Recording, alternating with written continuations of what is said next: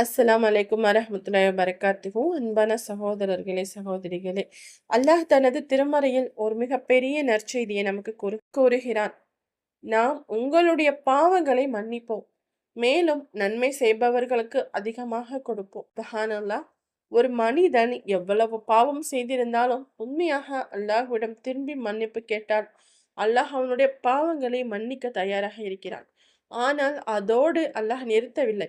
அவன் கூறுகிறான், மேலும் நன்மை செய்பவர்களுக்கு அதிகமாக கொடுப்போம்.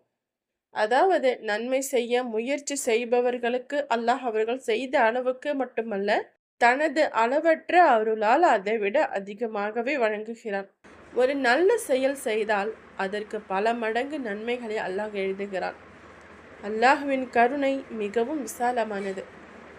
எனவே கடந்த கால பாவங்களை நினைத்து நம்பிக்கை இழக்காதீர்கள்.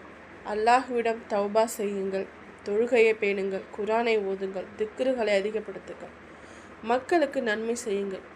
ஏனெனில் பாவங்களை மன்னிப்பவன் அல்லாஹ், நன்மைகளை பல மடங்கு அதிகரித்து வழங்குபவனும் அல்லாஹ் தான்.